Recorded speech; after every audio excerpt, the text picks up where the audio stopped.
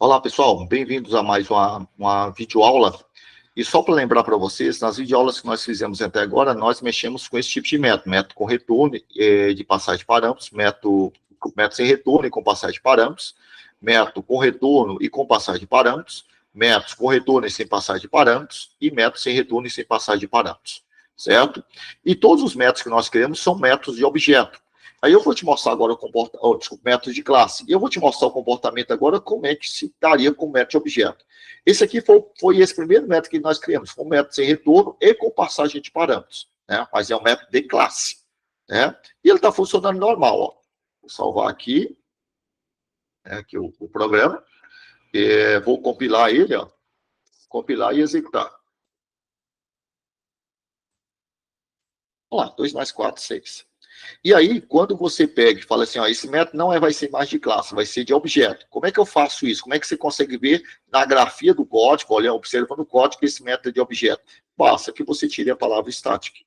Aí ele passa a ser um método de objeto. Só que quando eu faço isso, ele me dá erro aqui, ó, porque ele não consegue mais achar esta variável que representa o método. Se você olhar no livro ou perguntar para a maioria das pessoas, a maioria dos programadores, ele fala bem assim, ó, você não consegue acessar um método de objeto sem criar um objeto, né, dessa classe.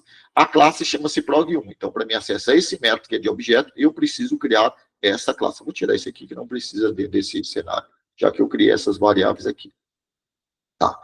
Então, agora eu vou te mostrar na prática por que ele não consegue achar. Eu vou pegar aquela representação minha do Word, né, aqui, ó, e vou mostrar para você por que você não consegue achar. Tá? Vou tirar esse aqui fora. Opa. Deixa aquilo lá de fora, aqui no cantinho.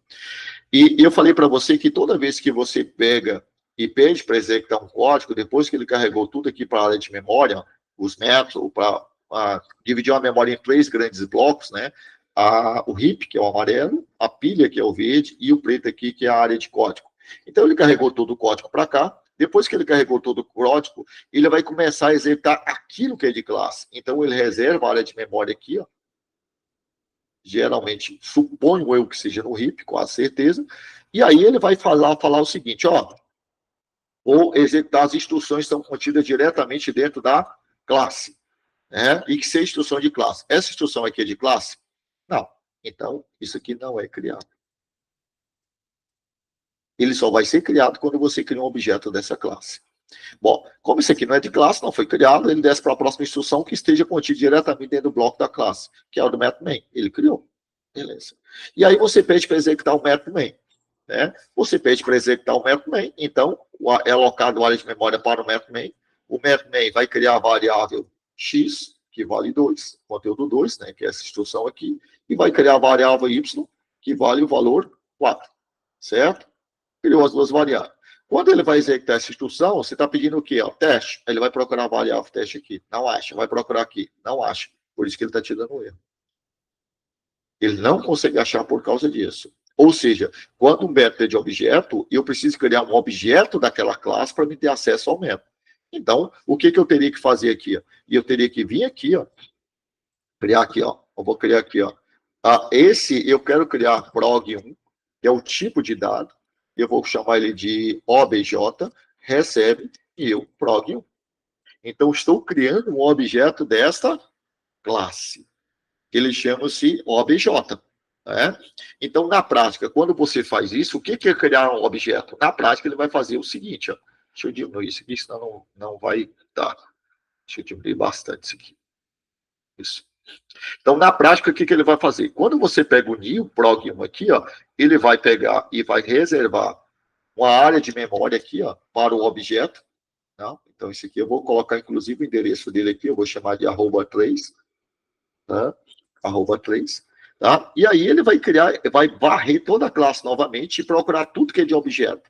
Quais são as instruções que são de objeto que estão aqui dentro da classe? Só tem essa instrução, que é a criação dessa variável, teste, que representa o método. Ele vai criar a variável teste e vai colocar o endereço dele aqui, ó, que é o quê? @2. Ó. Aqui.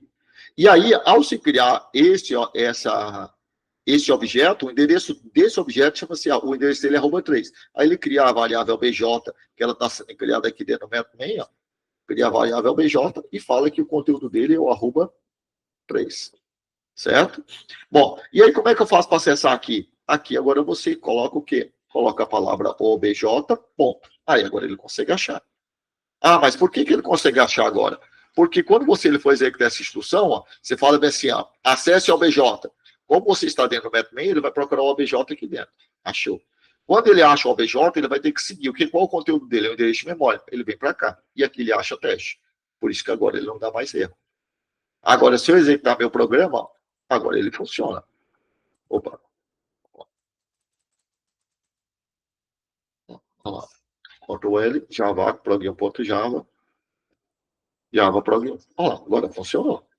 Mas eu precisei criar o objeto. É melhor trabalhar com objeto ou com método de objeto ou método de classe, dependendo do contexto que você vai trabalhar. Mas a maioria das soluções e a própria estrutura da linguagem, ela é feita para trabalhar com métodos de objetos. Tá?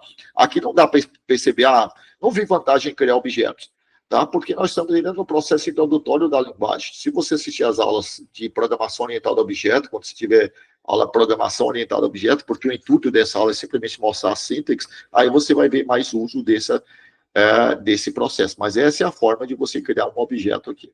Tá? Então, eu precisei fazer isso para ter acesso a essa variável, já que essa variável só é criada quando eu crio um objeto dessa classe, senão ela não é criada. Beleza, pessoal? Então, era isso. Até a nossa próxima videoaula.